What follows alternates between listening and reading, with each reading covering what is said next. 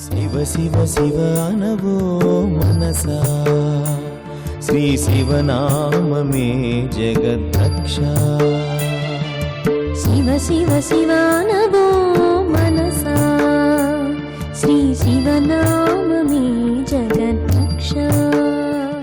కొబ్బరి చెట్టు నీళ్లు పోస్తే నేను బ్రతికానని ఆ నీటిని భూమి నుంచి రంధ్రాల గుండా పైకి లాగుతూ బొండంలోకి నింపుకుంటుంది, ఎక్కడో దాస్తుంది.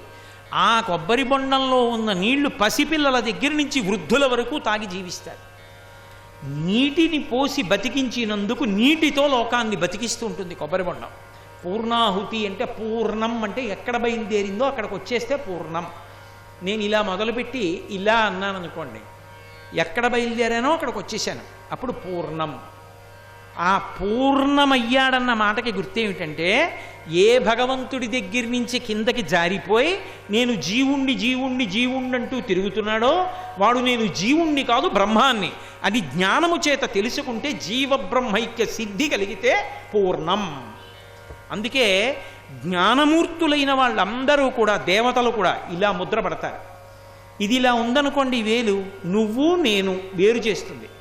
ఇది వంగిపోయి బొటనవేలుతో కలిసిపోయింది అనుకోండి, సత్వరజస్తమో గుణాలకి, జాగ్రత్త స్వప్న సుషుప్తులకు, భూత భవిష్యత్ వర్తమాన కాలములకు సాక్షి అయిపోయి పూర్ణమైపోతుంది, సున్నైపోతుంది. పూర్ణమద పూర్ణమిదం పూర్ణస్య పూర్ణమాదాయ పూర్ణమివావశిష్యతి. ఆ పూర్ణమైపోయినటువంటి ముద్ర పడతారు, అది చిన్ముద్ర అంటారు. అయ్యప్ప స్వామి పడతారు చిన్ముద్ర. అది తత్వమసి మహావాక్యం యజుర్వేదం యొక్క చివరి ఉంటుంది, తత్వం అసి, అది నీవై ఉన్నావు అని. ఆ తత్వమసి మహావాక్యాన్ని ఆవిష్కరించేటటువంటి ఆ చిన్ముద్ర పూర్ణత్వానికి గుర్తు. ఆ పూర్ణత్వం కొబ్బరి బొండంలో చెప్తారు, పూర్ణఫలం అని పేరు. ఎందుచేతనంటే మీరు లోకంలో ఏ కాయ తీసుకోండి పండిపోతుంది.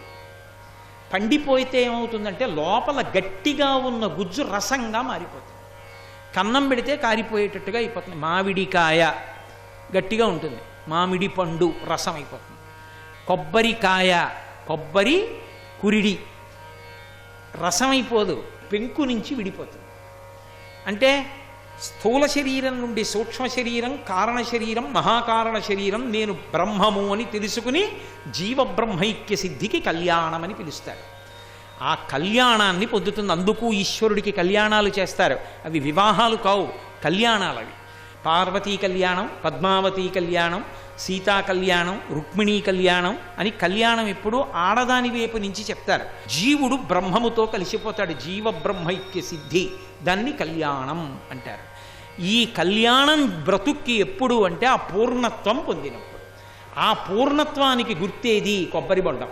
అందుకని శంకరాచార్యుల వారు అంటున్నారు నారికేళం అనలేదు ఆయన. నారికేళం, నాళికేరం రెండు పేర్లున్నాయి. నారికేళం మనం వాడతాం, నాళికేరం అని కూడా పేరుంది కొబ్బరి బొండానికి. కొబ్బరికాయకి నాళికేర ఫలము అని ఒక పేరు. ఎందుచేత అంటే అది గెలలతో కాస్తుంది కాబట్టి ఆ పేరు వచ్చింది. నీటిని పీలుస్తుంది కాబట్టి నారికేళం అని పేరు వచ్చింది. రెండు పేర్లు ఉన్నాయి. లోకంలో నారికేళం అన్న పేరే ప్రసిద్ధి చెందింది. కాబట్టి ఇప్పుడు ఆ కొబ్బరి బొండాన్ని నా మనస్సనబడేటటువంటి కలశలో సంతోషము, నిర్మలత్వము అనబడేటటువంటి నీళ్లు నిండా పోసి జ్ఞానము అనబడేటటువంటి ఆ కొబ్బరి బొండాన్ని ఉంచాను. ఈ కొబ్బరి బొండాన్ని ఉంచే ముందు ఏం చేశాను? భక్తో భక్తి గుణావృతే ముదమృతా పూర్ణే ప్రసన్నే సాంబతవాంఘ్రి పల్లవయుగం సంస్థాప్య సంవిత్ఫలం. పార్వతీ పరమేశ్వరుల యొక్క పాదములనబడేటటువంటి మామిడి చివుళ్ళు ఉంచాను. మామిడి ఆకు చివరి భాగం పైకొచ్చేట్టుగా పెట్టి మండ లోపలికి పెడతారు. పూర్ణ కుంభంలో ఎప్పుడూ కూడా మండ కిందకుంటుంది, ఆకులు ఇలా పైకుంటాయి. అవే పార్వతీ పరమేశ్వర పదద్వందం. అందుకే ముట్టుకుని నమస్కారం చేసి లోపలికి వస్తారు వచ్చినప్పుడు పూర్ణకుంభానికి. నా మనస్సులో పార్వతీ పరమేశ్వరుల యొక్క పాదములనబడేటటువంటి మామిడి చిగుర్లు ఉంచాను ఆ కలశలో. ఈ మనసే కలశం. ఇందులో ఏమున్నాయి?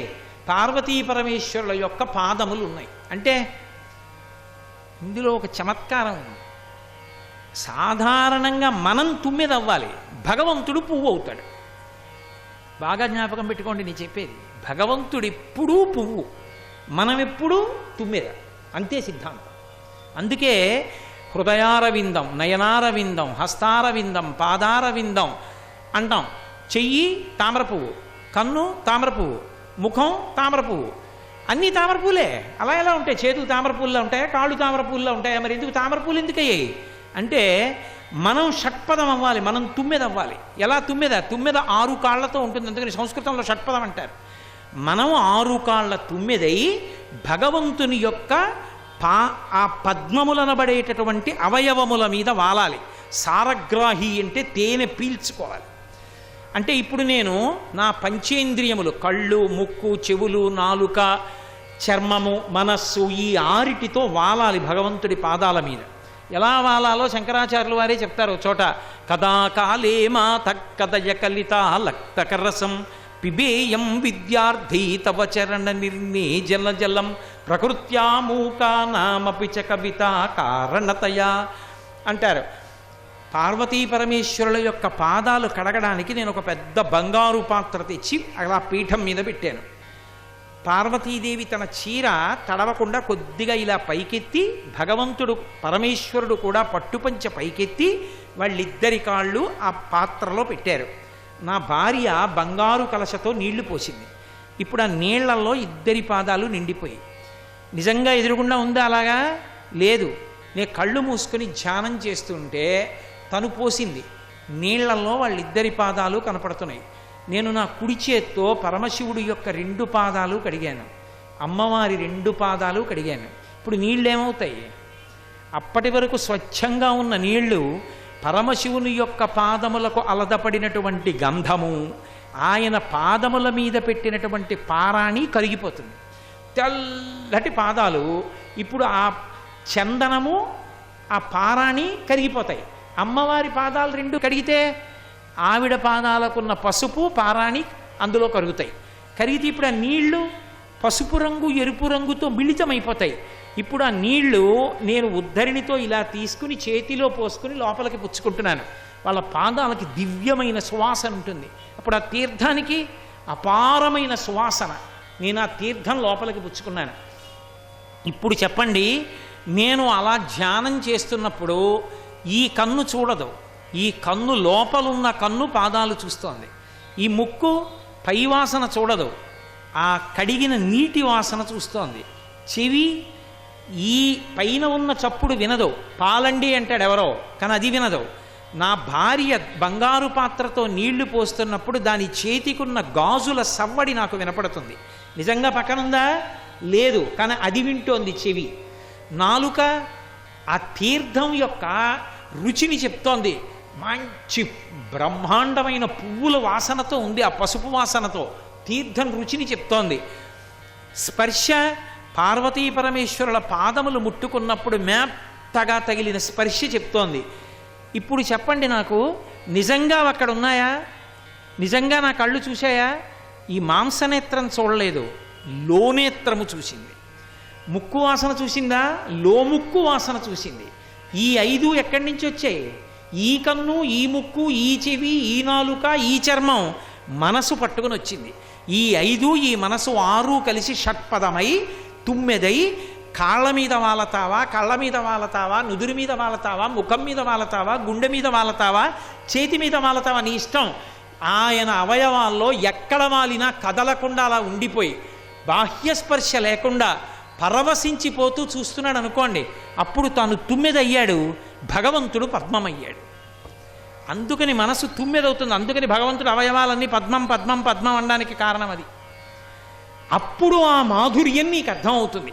వదనం మధురం మదరం మధురం మధురాధిపతే మధురం మధురం అంటే పరవశించిపోతే లోపల ఆ ధ్యానమునందవలా కనపడుతుంటే ఆ ఆనందం లోపల పట్టకపోతే ఆ మధురం మధురం మధురం మధురం మధురాధిపతే మధురం మధురం అని పొంగిపోతాడు. అన్ని మాటలు మధురం ఆంబ్రేడితం అవుతుంది, తిరుగుతుంది. అది భగవంతుని అవయవములు పద్మములు, మనం తుమ్మెద. ఇంకొక చమత్కారంలో ఏమవ్వాలంటే మన మనస్సు పద్మం అవ్వాలి, భగవంతుడు తుమ్మెదవ్వాలి. మన మనసు పద్మం ఎప్పుడవుతుంది?